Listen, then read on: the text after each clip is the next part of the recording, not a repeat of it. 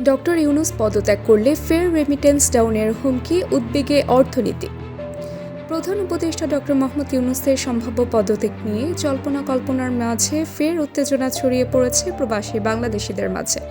বিভিন্ন দেশে অবস্থানরত প্রবাসীরা সামাজিক যোগাযোগ মাধ্যমে হুঁশিয়ারি দিয়েছেন, ডক্টর ইউনূস যদি পদত্যাগ করেন তবে তারা আবারও রেমিটেন্স শাটডাউনে যাবেন।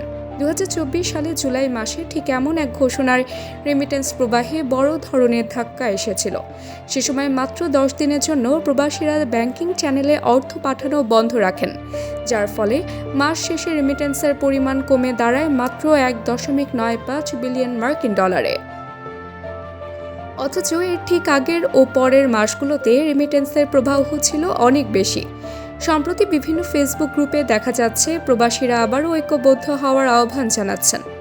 হানান মাহমুদ নামে একজন প্রবাসী লিখেছেন, যদি ডক্টর ইউনূস অভিমানে পদত্যাগ করেন তাহলে আমরা রেমিটেন্স যোদ্ধারা আরেকবার দেখিয়ে দেব দেশকে ভালোবেসে ব্যাংকে ডলার পাঠানো বন্ধ করে দেব। তবে ইউনূস দায়িত্ব নেওয়ার পর থেকে রেমিটেন্স প্রবাহে এক ধরনের গতি ফিরে এসেছে বলে মনে করেন অর্থনৈতিক বিশ্লেষকরা।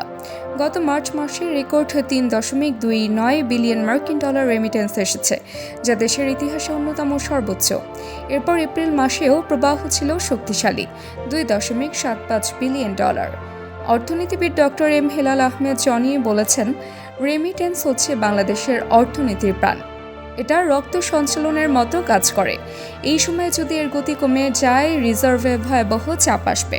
তিনি আরও বলেন, বাংলাদেশের বৈদেশিক মুদ্রার রিজার্ভ সরাসরি প্রবাসীদের পাঠানো রেমিটেন্সের উপর নির্ভরশীল।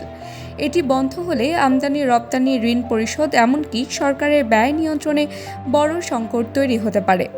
সাম্প্রতিক রাজনৈতিক পরিস্থিতির উপরও রেমিটেন্স প্রবাহের ওঠানামা নির্ভর করছে বলে মনে করছেন বিশেষজ্ঞরা। 2024 সালের আগস্টের রাজনৈতিক পরিবর্তনের পরপরই রেমিটেন্স প্রবাহ হঠাৎ বেড়ে যায়। এরপর প্রতি মাসে রেমিটেন্স ছিল গড়ের উপরে।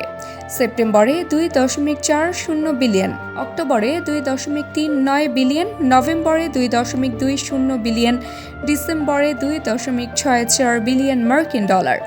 তবে এই ইতিবাচক ধারায় ছেদ পড়তে পারে যদি প্রবাসীদের মধ্যে আবারও অনাস্থা তৈরি হয়।